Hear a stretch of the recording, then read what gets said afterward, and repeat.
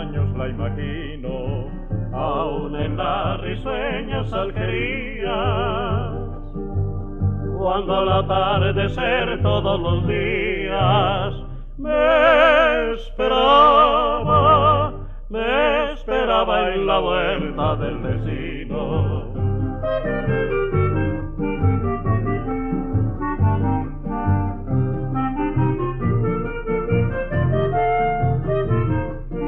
Después se la llevó el torbellino de las ciudades locas y sombrías, conoció las mejores alegrías, vistió de seda y se embriagó con vino, vistió de seda y se embriagó con vino.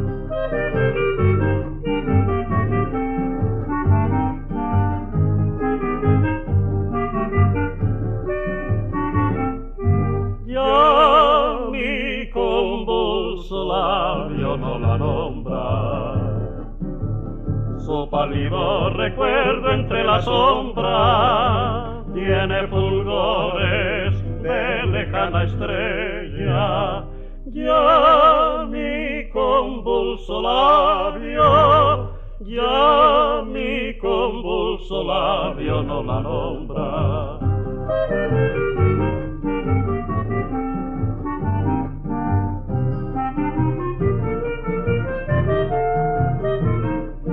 Después se la llevó el torbellino de las ciudades locas y sombrías, conoció las mejores alegrías, vistió de seda y se embriagó con vino, vistió de seda y se embriagó con vino.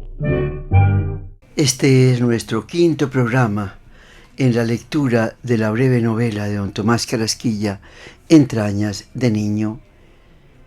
Y acaba de decir Paquito que la abuela es un cirio que ardía siempre ante su Dios. Y continuamos. A poco arrimo al confesionario, conteniendo el llanto, impresionado por la ceremonia, el padre me envuelve en el manto. Me acuso de todo, narro el delito, pero no puedo precisar las víctimas. Mi confesor se ríe duro, tan duro que le han oído. Me ofusco, me conturbo, lloro. Él me exhorta, me consuela, me cura. Me levanto lloroso, libre de la culpa, anegado en gracia. Veo a la abuelita en el comulgatorio, me voy a ella y me hago a su lado. En ese instante sale el coadjutor a darle la comunión a aquella viejecita enferma que no puede aguantar. Ya veo esa cara transfigurada, veo cómo al recibir a Dios destilan las lágrimas. Por entre las pestañas caídas y mi llanto, contenido apenas un instante, torna a correr por mis mejillas. Transcurre un instante. Oigo la tos tan conocida de mi tula. Miro y la veo en la puertecita de la nave derecha que da a un corredor. Mamá se alza de su puesto, acércase a la anciana y la lleva allá. El cuerpo desfallecido pedía el sustento. Me voy al lado de papá y me pongo a ofrecer la confesión, según vira, para cumplir inmediatamente la penitencia. Pienso de pronto que mamacita va a regañarme, porque aún en la comunión de la abuela fui a colgandejear y a no dejarla en paz. Esto me enreda y rezo muy mal los 7 Padre Nuestros de la penitencia. Me prometo tener mucho fervor y recogimiento en la misa, pero no lo consigo. Me distraen las venias que se hacen los curas y el columpiarse de los humeantes incensarios. Mamá me va leyendo a media voz en su eucologio, pero a medida que la misa avanza, pienso más bobadas y atiendo menos. En el prefacio me acuerdo del de Francisco Vera y me entra el deseo de cantarlo parejo con el cura. Todo esto me acobarda y me remuerde. Me persuado de que no tengo tal uso de razón, que soy un bobito y de que siempre he quedado algo de asombrado y de idiático. Al alzar, me suenan con delicia rara el canto, las campanas y campanillas, pero me da como envidia de un muchacho que agita muy dichoso el esquilón grande. Beso la tierra como todos y abro los brazos en crucifixión, pero sigo pensando cosas bobas. Llega la comunión. Toditos los de casa, blancos y negros, hombres y mujeres, se van arrimando uno por uno y llenan la rueda del comulgatorio, igualados por el uso de la razón. Sale el cura con el copón y principia por el negro Félix. Oigo el Corpus Domini. Oigo la campanilla y principio a hacer pucheros. Es otra angustia de hambre semejante a aquella de la convalecencia cuando los sentía en la mesa. Todos comiendo. El mismo pan que comen los santos y los ángeles en el cielo, como me enseñaba Vira. Todos, hasta los pobres negros y yo, por falta de razón, por mala entraña, por amigo de matar y atormentar a los animales de mi Dios, no podía arrimar a comer en esa comunión que todos hacían por mí, sino que me estaba ahí, velando como un limosnero, como un perro de la calle. Yo seguía siempre devotadito en casa. Busqué con los ojos a las mellizas para consolarme de mi orfandad, y las vi tan igualitas y tan lindas arrolladas en la alfombra junto a Cándida Rosa, con las manitos puestas y los ojos brotados, rezando lo mismo que los ángeles. Como no eran malas como uno. No vuelvo, mi Diosito, yo no vuelvo jamás. Allá verá que no. Le prometí con todo el corazón entre lágrimas y suspiros. El regocijo no era sino más en mi familia para carecer de sus manifestaciones materiales. Había pisco y convite. Los tres curas, don Vicentico y su mujer, y las trebujenas. Era eso para comer, y desde las 12 ya estaban todos en casa y yo rehecho de las emociones religiosas y encantado con la fiesta. Me pirraba por la hospitalidad obsequiosa, en que hubiera comistrajos y gaudeamus conventuales. Gaudeamus, alegrémonos, gaudeamus conventuales. Y no era por el vil condumio, que en casa siempre le hubo. Y yo, fuera de aquellos días negros del ayuno, vivía, según decía Cecilia, como ratón en despensa de rico, sin trampa ni gato en la vecindad. Sino que aquello me parecía la mayor muestra de grandeza y la gran ocasión para que todos viesen lo ricos que éramos y lo mucho que nos cuidábamos. En circunstancias como esa, en que los huéspedes eran gente de mucha cuenta, me convertía yo en un pajecito palatinado, no sabiendo qué inventar para atenderlos y agasajarlos. Si llevaban chicos, me desprendía de todos mis juguetes para regalárselos. Si chicas, siempre hacía con igual fin algún saqueo en el muñequero del querubín de estribo, de quien tanto abusaba. Yo presentaba a los señores la bandeja grande de plata con mangos, nísperos y madroños, y la cesta de pomas, ciruelas y anoncillos. Yo les acudía con los utensilios para la monda, con la palangana para el lavatorio y con el ampuloso paño de manos y, sopla que sopla, llevaba el braserillo con ascuas llameantes y les encendía el cigarro a los caballeros. Si los huéspedes eran ñoes o gente ordinaria, mis atenciones disminuían un poco.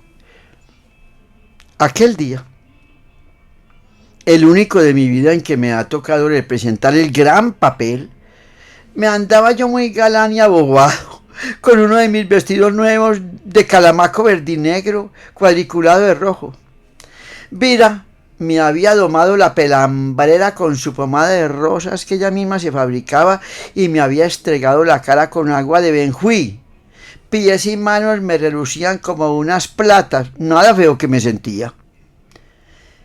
En el embolismo de la casa no sabía a qué santo quedarme, pero mi mayor empeño fue desde el principio bailarle el agua al cura forástico, que era mucha cosa.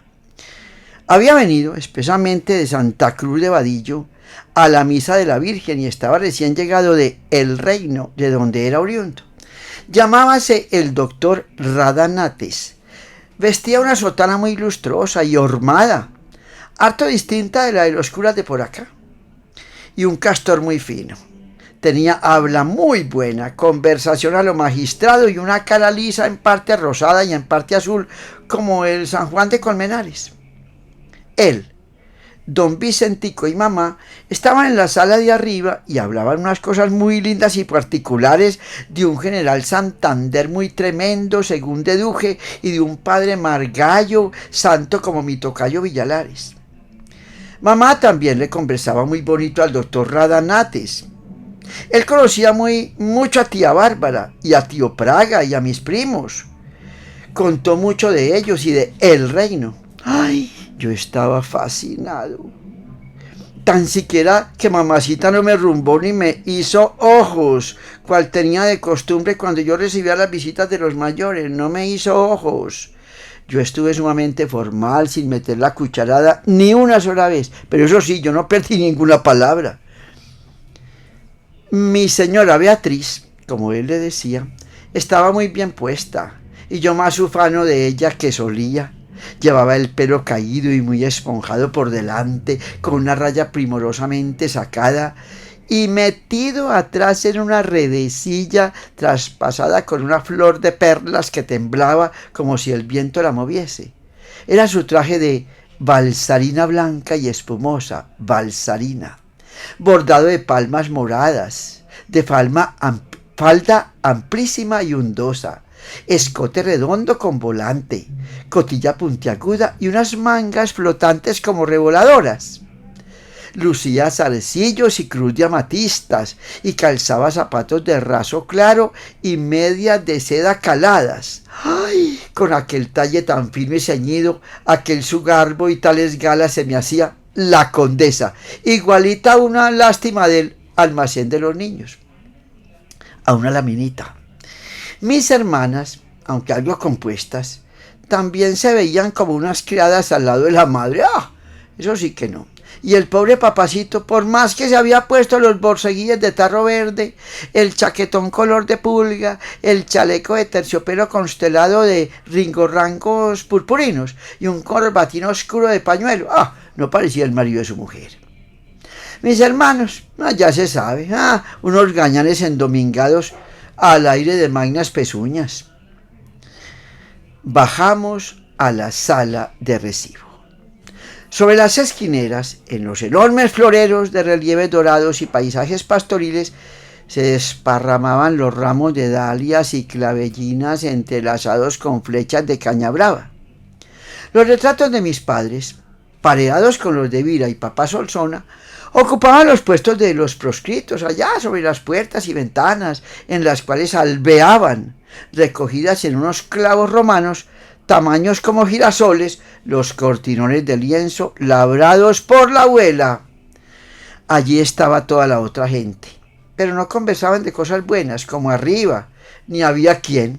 Notando que Vira había llamado a su cuarto, como en reserva, al padre Telmo, el cura del lugar, salíme al corredor con disimulo y vi que ella sacaba de su chuspa monedas de oro. Hablaron un momento, y ya en una de las puertas, como si terminasen, oí que le dijo: yo no puedo oírlas, mi padre, pero los de casa sí. En fin, mis Alvirita, siempre es mejor en vida, yo le aviso cuando principian. ¿Qué sería? Como nada le contaban a uno. Ella me llamó a poco para que llevase a la sala las copas y la frasquera con la mistela, esa mistela de 3 colores y 3 sabores que ella preparaba con tantos requisitos y condiciones, tiñendo la rosada con higo chumbo, la amarilla con azúcar quemada y la verde con cogollo de hinojo.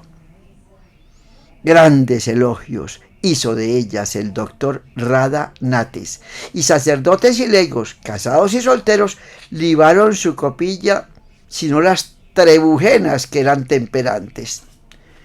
Siempre se comía a la 1 a más tardar, pero por ser aquello tan extraordinario y entonado, tocóse la campanilla ensonando las 2. Cuando yo vi aquella mesa tan grande, de tanto respeto y señorío, cuando vi la florera de plata colmada de rosas y malabares, las bandejonas del mismo metal, la cristalería tallada, las porcelanas de flores multicolores y filetes de oro, y todo aquel aparato, me fui desvaneciendo en un vértigo de vanidad. ¡Ah! ¡Qué comedor más rico!, exclamó el forastero. Esto es una gruta encantada. Muy fresco, ¿no, doctor?, dijo mi taita. Él y Asunción, que eran los más curiosos para la floricultura, habían enredado, combinándolos con mucha simetría, los 2 jazmines amelos, blanco y amarillo, que trepaban por las rejas, y de la urdimbre bordada de estrellas de oro y plata. Se lanzaban adentro, fantásticas y rígidas, cual gigantescos haces de basto recortados, las pencas de pitahaya y de flor de baile.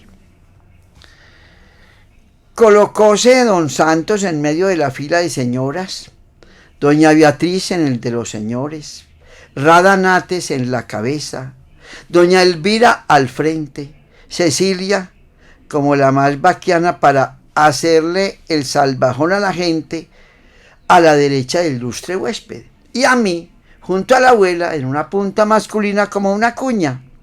No importaba, todo era por mí. Luego yo era el centro, no sabía por tanto qué cara poner ni qué postura asumir.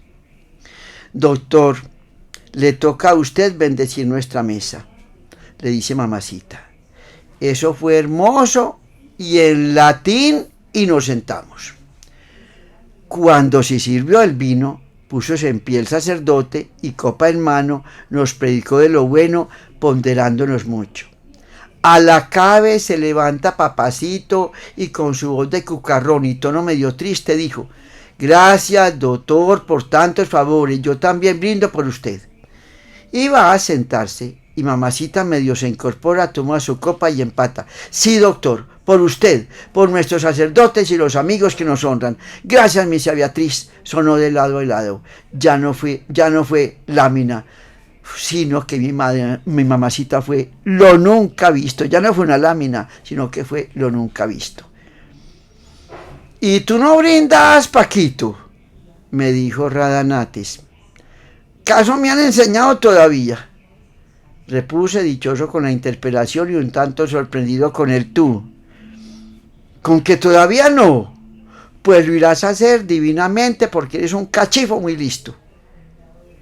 Él dice que va a ser el magistrado de la casa, le dice la Cecilia. Hola, esas tenemos. Pues ya que no te moriste con la enfermedad, irás a ser cuando menos el presidente de la República. Tal vez sí, doctor, dije yo muy convencido. Todos se rieron de mí. Cecilia me buscó más pleito con los ojos. Me dio rabia, pero sabrosa. Sentí un ruidito afuera y vi a Cuco asomado por los bejuqueros del jazmín pelando los dientes seco de risa. A negro entrometido y afrentoso. Aunque perdiera la confesión, había de tener el gusto de meter unas buenas trompadas. No me duró la vergüenza más que un instante y Vira me dijo paso, muy contenta y aprobativa. Muy bien que ha contestado mi hijito. Por las últimas palabras de la acción de gracias, salimos para el portal a reposar la comida. Le hice una cara muy atractiva al doctor y no en vano. Ven acá, me llamó muy sonreído. Corríle y acariciándome la ungida cabeza, y resobándome las cumbambas me dijo: con que don Francisco de Paula Santos, primer mandatario de la Confederación Granadina, como no vayas a gobernar como tu tocayo Santander. Hoy no te vi comulgar, ¿y eso por qué? ¿Caso tengo uso de razón todavía? Todavía no. Vaya Paquito, ¿y quién te lo dijo? Pues el señor cura, mamá y todos. ¿Verdad, mi señora Beatriz? Sí, doctor. No se fíe de él. Es pura bambolla, más sentido tienen las mellizas. No, Paquito, los magistrados como tú deben comulgar desde muy tiernos. Y tornándose a mis papás añade: tal vez ustedes hayan sido demasiado escrupulosos, este cachifo puede comulgar perfectamente. Sí, doctor, dice papá, doña Beatriz y yo pensamos llevarlo este año.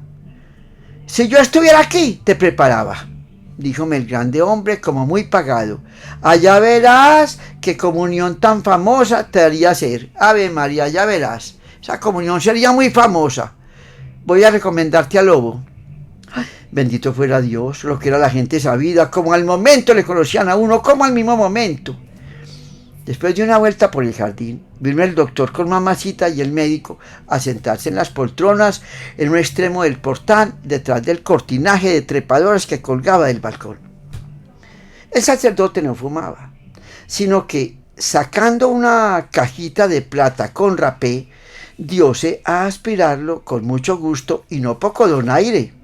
Yo, que no tenía ni noticia del tal embeleco ese del rapé, no acababa de maravillarme. ¡Ay, qué vista tan hermosa!, exclamó él, tendiendo la mirada del lado de la magistrada. Esto le recordaría mucho a su tierra, al señor Solsona, ¿no? Sí, doctor, ¿cómo no?, contesta mi madre. Él decía que no se sentía extranjero aquí, que esto era Cuba. Santa Cruz le encantaba. Y hablaron del abuelo. Se comprende por todo, dijo luego Radanates con marcada amabilidad, que era un caballero muy ilustrado y muy cristiano. Pero usted sabe, mi señora Beatriz, lo que son las épocas y los entusiasmos políticos. Los libros esos no deben conservarlos por ningún motivo, por más que sean un recuerdo de persona tan querida y tan noble, y mucho menos en un hogar tan piadoso como el de ustedes. Las obras de aquel hombre, que ni me atrevo a nombrar aquí, deben desaparecer por completo, deben quemarse antes de que quemen más almas, y algunas de las novelas también son veneno en copa de oro. ¿Quién será aquel hombre tan miedoso? Bueno, para saber, de gigante y encantador no lo rebajé. La mayor muestra de estimación que ustedes pueden darme, prosiguen Radanates, sería no dejarme ir de esta casa tan ejemplar sin que viera arder la pira de tantas abominaciones. Con el mayor gusto, doctor, dice mamacita. Lo que se ha de empeñar, que se venda. Subamos si quiere para que usted escoja, y que no quede ningún libro de caballería, ¿no es eso? Cabal, mi señora, reponer muy sonreído. Lo mismo que en la biblioteca de Don Quijote. ¿Qué es la cosa, doña Beatriz?, pregunta mi padre al verlo en pie. Camina y verá. Quiere el doctor Radanates quemar algunos de los libros de papá. Bien decía yo, murmura don Ignacio con su gruñidito aquel, que todas esas obras de don Boni eran de la cáscara amarga. No todas, señor Santos, repone el levita. Hay algunas bellísimas, sumamente instructivas y morales. Ahí están, por ejemplo, toda la colección de El Instructor, el repertorio completo del padre Feijó, las obras de Chateaubriand y otras varias. ¿A cuál más excelente? Quemar libros. Esta adivinanza sí era la cosa más inaudita. Y subimos. Principió el expulgo y la escogencia, y pronto había en el suelo tamaño rimero. Fuera de Vira, Librada y Valvanera subieron todos a presenciar aquello. Unos y otros agarrábamos esos libros que olían a polilla y a veneno y a pecado. Aunque apenas sí medio juntaba las letras, yo me atreví a abrirlos.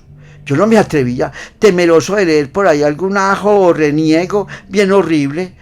Pues yo lo suponía por docenas a cada renglón, los ajos y reniegos. Papá y el padre Lobo se calan los espejuelos y van leyendo títulos en español. Mamacita y el doctor traducen los del francés. Apuntes romanos, las ruinas de Palmira, el conde de Montecristo, el judío errante, Virgen del Carmen, mi madre, exclama espantado una de las trebujenas. ¿Qué tal será el librito?, dijo Lucas cuando ni la polilla le ha entrado. Los malos son los más nuevos y los mejor empastados, repuso el padre Telmo. Lo malo no se envejece, señor cura, le charla Cecilia, que le conocía los escrúpulos. Eso es lo malo, contesta Rada Nates jugando del vocablo. La novedad es de lo malo, la novedad de lo malo. ¿Usted los ha pasado, mamacita?, me atreví a preguntarle.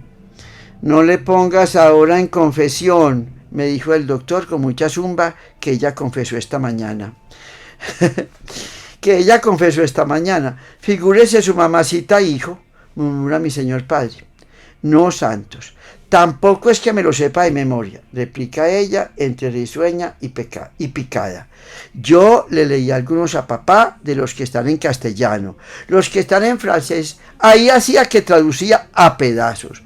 No debía entenderlos porque no me parecieron entonces así enteramente tan malos. Los de Voltaire mi papá mismo los leía. No sabía que no eran buenos, pero como los tenía tan guardados y los aquí en casa desde que no sean novenas y vidas de santos, lo mismo es que estén en castellano que en latín. No leen, mi señora Beatriz. ¿Qué van a leer, doctor? Esto es aquí tan inofensivo como pólvora en agua. Si no han de leer obras serias e instructivas, mejor es así. La lectura de libros profanos, aunque no sean malos del todo, siempre disipa los corazones. Así debe ser, doctor. Apoyó mamacita, pero siempre he entendido que no lo sentía ella así. Vi que entre muchos de los libros condenados había, ¡oh tristeza!, libros viejos pintados y láminas de lo más preciosas. Corría mamá con el secreto. Sí, Paquito, dijo el doctor, que todo lo entendió. Puedes sacar los grabados, esos no te quemarían las manos, y qué finos hay algunos. Lucía y Cecilia se antojan también, pero hay para todos. Traen tijeras, corro yo por las de Vira, y ¿para qué os quiero? Aceros afilados. Me tocaron unos libros muy grandes que llamaban Los Misterios de París. Allá había caballeros, muñecos feos, señoras galanas, así como a mamacita, unos en hoja sola y otros entre lo escrito. En un instante hago mi rollo, me embriago, me fascino, destruir y adquirir a la vez, qué mayor dicha. Cuando estuvimos saciados, cada cual va saliendo con su carga de libros como en convite. En la manga, frente a las ventanas de Vida, fuimos formando el montón. Prendió Lucas una pajuela, lamió la llama, hurgó el doctor con un palo, y por el éter inflamado de aquella tarde se difundió el humo venenoso y pestilente. Tal he visto quemar después las ropas y vestidos de los pobres tísicos. Allí quedó por varios días el campo calcinado donde ardieron tantas palabras sopladas por el diablo. Del auto de fe pasamos al chocolate servido aquella tarde a todo taco. Poco antes de despedirse, saca el doctor una bolsa carmesí con argollas corredizas y tomando una moneda de 20 reales me dice: toma, Paquito, para que compres el primer código. Yo miro a mamá. Reciba y dé las gracias, manda ella. Así lo hago, entre alegre y turbado. Mi tula llega a levantar trastos y cuando la ve, saca otra moneda y le dice: toma tú para que compres una novena a San Benito. Dios se lo pague a su merced, mi doctor. Será recibible. Pero no para San Benito. A yo me gustan más los santos blancos. Hola, negra más zumbada. No, doctor, interviene papá. Esta reniega hasta del santo de su raza. Si no conviene con la abolición de la esclavitud, corrobora mi madre. Dice que negro sin amo es como hijo sin padres. ¿De veras? Así no es su merced. Mal que nos pese a tanto negro como habemos. No conviene con la abolición de la esclavitud.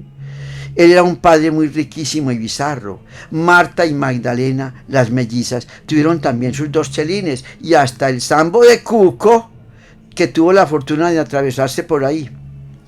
Después de los curas se fue la otra gente. Gracias a mi Dios, dice papacito cuando nos vimos solos y corrió a quitarse los borceguíes y los trapos. El doctor Radanates los dejó a todos encantados y a mí con el deslumbramiento de una visión. Adriano, Lucas y Cecilia, a pesar de tan sacramentados que comulgaron, siempre hicieron pantomimas y nos remedaron a todos, principiando por don Santos. Yo corrí a Vira para que no me molestaran. Qué comentarios y qué interrogatorios los míos. Tuvieron que explicarme lo que era código. Luego fui en busca de mi tula. Estaba como yo. Esos eran curas que lo mismo trataban a los blancos que a un triste negro. Llamaron al rosario, pero yo no podía rezar. Pensaba en la caja de rapé que iba a comprar, con la plata de la alcancía. Pensaba en los libros de reniegos y viejos, en el código que yo me figuraba con pasta verde grabada. Vacilaba entre la magistratura y el sacerdocio. El doctor de sotana se me imponía como la revelación de una grandeza imprevista. El papel que yo había representado, triste de mí, en aquel mi día, me señalaba derroteros gloriosos jamás soñados, las cosas que había yo aprendido en 12 horas. ¡Oh! Desperté aquel miércoles con la triste angurria del que ha entrevisto la grandeza. La angurria. Al mirarlos a todos con los trapitos de trabajo, a mamá con su traje de regencia, desmantelado el comedor, marchitas las flores, la casa tan sobre la vida cotidiana que seguía su curso, como si nada hubiese acontecido. Sentí una murria y una lobreguez tan desconsoladoras que por ver que disiparlas me puse a revisar mis láminas y a recordar el habla del doctor Radanates. Estando en esas, llega papacito y me manda: vaya, busque el catón y la pizarra y camine para la escuela. Ni aún me disgustó. Aquí le traigo esta marchante, le dijo al nuevo maestro al presentarme. Ajínquemele bien las espuelas, que es muleto muy cerrero. Pero yo vi que le mataba el ojo.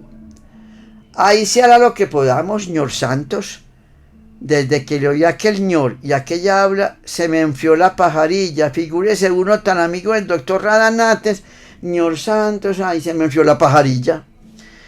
Yo debía tener una sed horrible de sabiduría, o quién sabe qué. Lo cierto fue que a poco más me pasaron de pizarra a papel y que ya fuera un catón o en citolegia, ya en doctrina, no en el Fleury, leía con el mismo tono y el mismo sonsonete del maestro. Aquella lectura académica tenía allá su intíngulis. 2 consonantes juntas, nunca jamás. O se eliminaba la una o se metía entre las dos. Unas veces la vocal anterior y otras veces la siguiente. ¡Ay! La Inmaculada Concepción o Concesión. San Aleberto Mano o Magano. Ni en sabiduría hacía progresos. En necedad e impertinencia no había gallo que echarme. La enmienda me duró lo que lirio en la pradera. La enmienda me duró lo que lirio en la pradera. Como apunté desde atrás, volví a encenegarme en las crueldades con los animales feos, sino con los sapos, pues, y con la gente. Casi toda fuese grande o menuda me parecía una pura canalla. Tanto me había engrandecido en esos días, que vivía haciendo el recuento de quienes me merecían en casa y quienes no. Al fin me convencí de que Vira y mamá eran las únicas acreedoras a mi privanza y validez. Papacito, así, asá, desde que no dijese invierno, algo otro y doctor, desde que dejase las vestimentas de la huerta. Las hermanas y la cuñada no eran para satisfacerme, aunque Asunción me parecía algo sabia y bonita. Y aquellos tagarotes montaraces de mis hermanos, decididamente no eran gente para entrar en mi reino.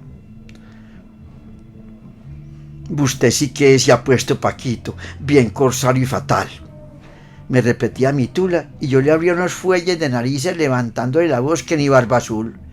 De Cuco me había vengado tantas veces que ya ni le despreciaba. Doña Beatriz se ofuscaba y Vira me persignaba con agua bendita, dizque porque estaba tentado de Judas. Don Santos, con rascarse la calva y echarme un ajo en diminutivo, quedaba aplacado.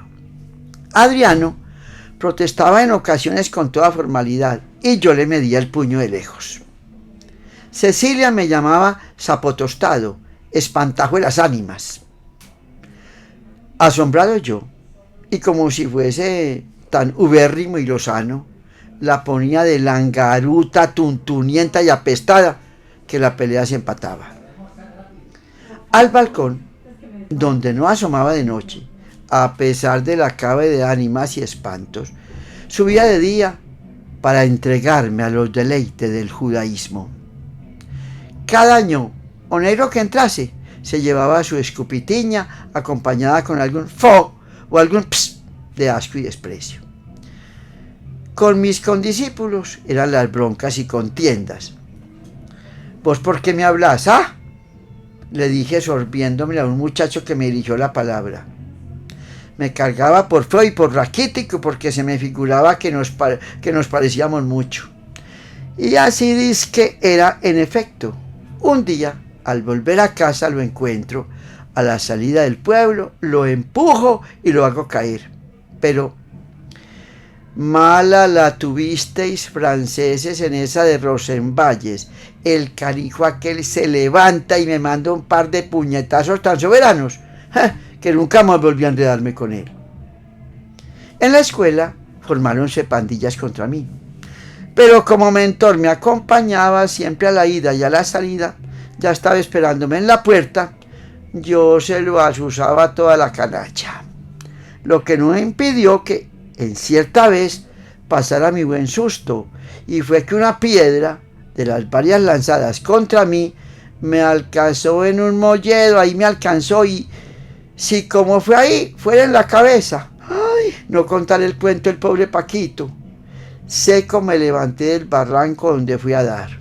Por supuesto que dije en casa que había sido una caída. Vira habló de sacarme de la escuela para no exponerme a esos peligros, pero yo no afané demasiado a los papacitos y los papacitos se desentendieron del asunto. Todas estas reyertas, si me atortolaban por un lado, eran por otro a manera de combustible que me hacían hervir la insolencia. Desde la pedrada no buscaba mucho ruido así, de un modo muy directo, pero ya haciendo gestos de asco, ya tapándome las narices, ya pasando por junto a los menguados con aire antiséptico, les daba a entender mi grandeza y superioridad. A las 11, cuando nos largaban un instante para tomarlas, salía de los primeros a todo correr, me sentaba en el pollo, sacaba mi talego repleto de cuanto podía acaparar en casa y me ponía más que a comer, a hacerles fieros. Me pedían los muy sinvergüenzas y yo tenía algunas veces el gusto de tirarles con las cocadas, con los troncos de panela, con los remanentes del almuerzo y de gritarles: ¡harten muertos de hambre! Pero lo frecuente era no mirarles siquiera y hacerme el absortado. Por capricho de magnate, determiné proteger con mi amistad a Jesucito Carmona. Jesucito Carmona era una criatura sin hiel y sin alcances, muy pobrecito y humilde, pero siempre muy limpio y remendado.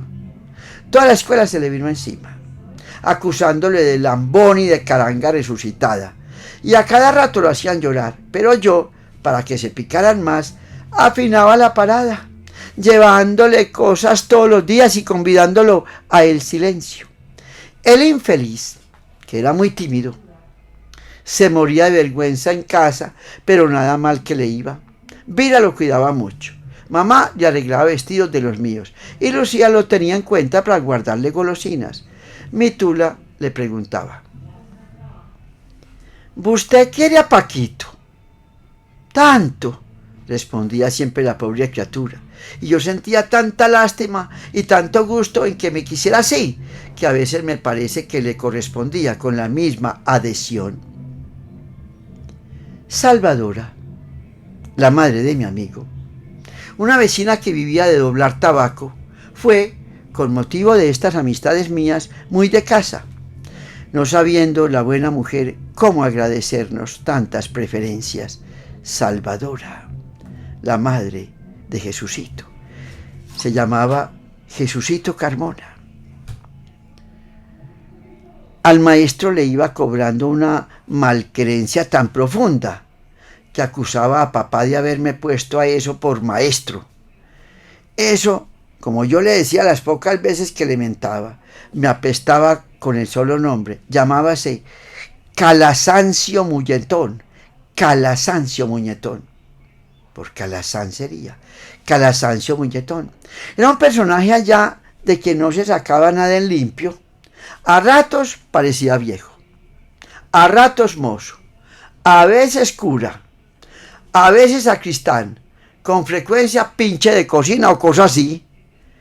Tenía un corpachón fofo y blandengo, a manera de gusano mojojoy, una cara soplada de una amarillez postemosa, unos ojos sarcucios con pestañas erizas, mucha greña mantecosa echada sobre la frente y muchísima mugre por orejas y cogote. El hombre hedía. Usaba la camisa suelta, no diré pues lavada, porque siempre se las vi sucias y con señales sangrientas de pulgas, sino que no conocieron almidón ni plancha. Calzaba alpargates, con medias cochambrientas. Sufría de espundia y andaba como un elefante. Cogía las disciplinas y, con su voz tan desabrida y tan babosa, nos decía mostrándonos el rejo: he aquí, mis discípulos muy amados, la serpiente de Moisés. Con ella os conduciré paso a paso a la tierra prometida de la educación y de la virtud. Ay, lástima que no lo dijera otro, porque esto sí parecía tan sumamente lindo que apenas para dicho por el doctor Radanates, mas no por ello le absolvía. Y ya que no me era posible tostarlo como los sapos, como a los sapos, ni apalearlos como a las mulas, le mataba en efigie como morillo a los patriotas que se le escapaban, ni más ni menos. Apenas pude garrapatear palabras en papel. Pintaba mamarrachos en un cuaderno y les ponía abajo, a mi modo y con mi ortografía: este es el tigre que se va a comer al maestro Calasancio Muñetón. Y los culebrones, si no el difunto, a quien siempre representaba patio abierto, me quedaban muy patentes y ondeados. Y no solo culebras, sino que todas mis aficiones a la piedad las sustituí en esos días por la fiebre del arte pictórica. Un arte mía, especialmente mía, una revelación sublime de la belleza. Ello fue que los grabados que me tocaron, amén de los que pude sacarle a Lucía, se me ocurrió recortarlos y pegarlos en un papel. Con la segadura surgió la idea grandiosa de darle a eso unidad filosófica. Unidad filosófica. Añadí pliegos, logré que mamacita me prestara un pincel y pastas de su caja de colores, hurtéle lo que más pude, molí hierbas y bolo, y la inspiración obró. ¡Ah! ¡Qué caminos y pensiles! ¡Qué palmares! ¡Qué río! El centro lo ocupaba un palacio con parte de mi familia, con todo y princesa encantada. Volví a recortar las figuras y cada una fue ocupando su puesto respectivo. Iluminadas ahora de amaranto y de zafiro, ahora de esmeralda y púrpura, Flor de María, que era la víctima del encantorio, estaba tras una reja que se abría con su palomita en la mano. Flor de María. A Sarah MacGregor, que era mamá en persona, la rodeaba su familia bajo la copa de una palma que nos cubría a todos. El encantador horrendo, que no era otro que Edmundo Dantes, a quien agregué tamaños cuernos y cola enroscada, se perdía entre unos racimos decorosos tan grandes como su cabeza, y Rodin hacía del doctor Radanates encaramado en el púlpito. Vivía trastornado con mi obra. Yo la pegaba en el balcón, con espinas de palma. Yo la ponía en los corredores, bajo la cama de Vira, arriba de la mía, junto a mis santos. Enrollaba la de noche y la guardaba con mucho mimo para preservarla de moscas y cucarachas. El paisaje llamaba yo a mi maravilla y con el paisaje llenaba la boca.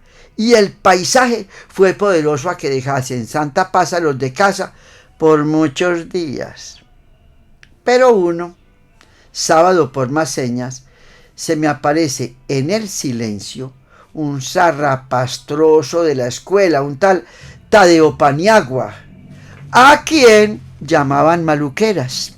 Maluqueras, dizque a proponerme canje de figuras, porque él también dizque estaba haciendo paisajes. Me entraron ganas de destriparlo. ¿Con qué paisaje?, le dije medio afónico por la injuria. Hasta el nombre lo aprendieron. No puede uno ver a uno que saque sus cosas de su cabeza porque al momento las quiere sacar también estos atrevidos. ¿Paisaje? Pues, ni a uno. ¿De dónde vas a sacar tu caja de colores y misterios de París y mi judío errante? Decime. Desde ese día se me acabó el entusiasmo hasta que las mellizas vinieron a ser las poseedoras de mi obra maestra. Hasta que las mellizas vinieron a ser las poseedoras de mi obra maestra. ¿A qué no me condujo mi altanería? Una vez trajeron batatas del trigal. ¡Oh! Aquello era una de mis glorias. Escogí la más grande de las batatas, una que parecía postre teñido con violeta, y ordené que la asaran y me la llevasen con leche postrera. A tiempo que la abuelita me probaba una blusa, llegaba allí Tula con la golosina y la puso en una mesa. Al ir a tomarla, vi que me habían cambiado la batata por otra más pequeña. Las porquerías que le traen a uno. Bramo cegado por la ira, y vuelvo la tazuela y disparando la humeante legumbre en la punta, a Vira en la frente. Veo que se estremece, que se lleva las manos a las sienes y distingo la mancha negra sobre la piel nevada. Salgo tembloroso, horripilado, en un silencio que oigo, en ese silencio en que oigo latir el corazón. Me parece que me caigo. Bajo al jardín, tomo la portada y corro sin saber a dónde. Me veo orillas de la Magistrada bajo una ceiba. Me acuclillo y pego la cabeza en las rodillas. Quiero llorar, gritar, me araño la cara y me golpeo. Me alzo, brinco, doy vueltas. Impulsado por una fuerza que me avasalla, me disparo hacia casa. Acorto el paso, mas no entro. Tomo el costado y me asomo por una ventana. La abuelita está sola, como la dejé. Tiene una venda en la frente y llora. Lanzó un grito y otro, y gritando entro, y como una piedra que cae me postro ante ella y hundo la cabeza en su regazo, y la abrazo y la aprieto convulso, enloquecido de dolor. Me habla, me acoge. No entiendo. Voy a besarla y mis labios sienten sus lágrimas. Está con la palpitación, Vira. Pude gritar, te vas a morir, yo te maté, no supe más. Abro los ojos y veo, como en sueños, un montón de caras. Me rocían agua, me cogen de las muñecas, me gritan, me sacuden en vilo, me estoy reventando. Siento que estiro la gaita, que abro la boca como pichón en nido. Doy una hipada larga, acceso recio y estallo en alaridos. Me largan, me dejan, no acabo. Tengo un dolor adentro que no sale, que arraiga ya, que va a matarme. ¿Salió? No sé. A veces pienso que le llevo desde entonces. Callé, pero no abría los ojos, no era capaz de ver. Me tapaba los oídos y sin embargo oía. No quería saber nada y todo lo entendía. Yo iba a morir como Vira. Pensé que nos enterrarían pegados uno a otro. Distinguía entre varios el llanto gemebundo de Lucía. Paquito, mi hijo, ¿qué es lo que tiene?, murmuró la voz de la hermana. No contesté. Entraban, salían, percibía pasos afanados, ruido de faldas. Paco, manda mi madre con un acento que no le conocía. Abra los ojos, ábralos. Y los abrí tan grandes cuanto pude, gritándolos de lado, girándolos de lado y lado para no ver. No haga visajes, me ordena aquella voz que tenía un dominio irresistible. Lo serené. Voltéeme a ver. La vi, era mamacita. Llora, sí, pero serena. Es que se está haciendo, dice mi padre. No, Santos, repone ella, no se está haciendo, es que se cumplen mis temores. ¿Está loco, mamacita?, pregunta Lucía en un sollozo. Loco no, hija. Noto que le hace señas de que calle.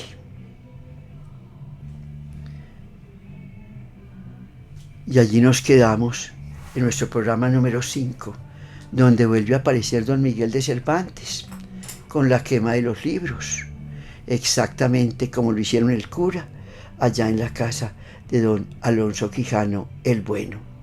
Y con este recuerdo de don Miguel de Cervantes, unido a los relatos de don Tomás y esa cena tan deliciosa a la que asistimos de pura gala, despedimos nuestro programa con la canción de Obdulio y Julián, Que nunca nos falte su guitarra y esas voces privilegiadas de este dueto, el mejor de Antioquia para el mundo.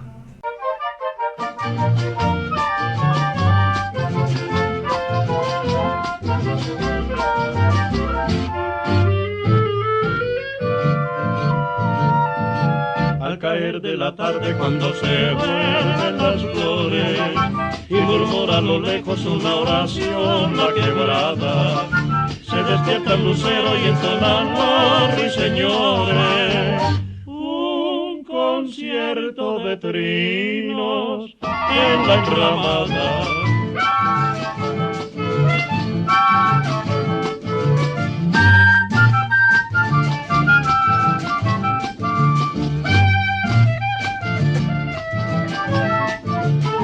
Y poquito a poquito va ribeteando la luna, la silueta que borda sobre el trigal mi cabaña, el letargo de estrellas en la laguna y un enjambre de ensueños en la montaña.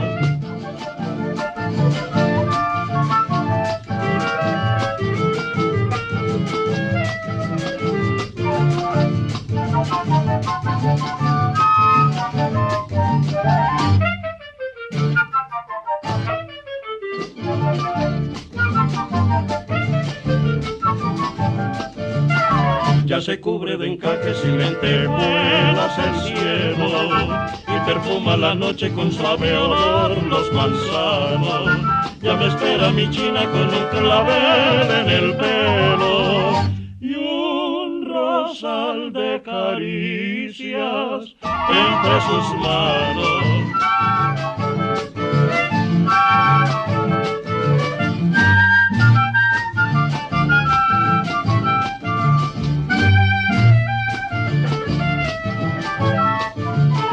Y poquito a poquito va ribeteando la luna, la silueta que borda sobre el trigal mi cabaña, hay letargo de estrellas en la laguna y un enjambre de ensueño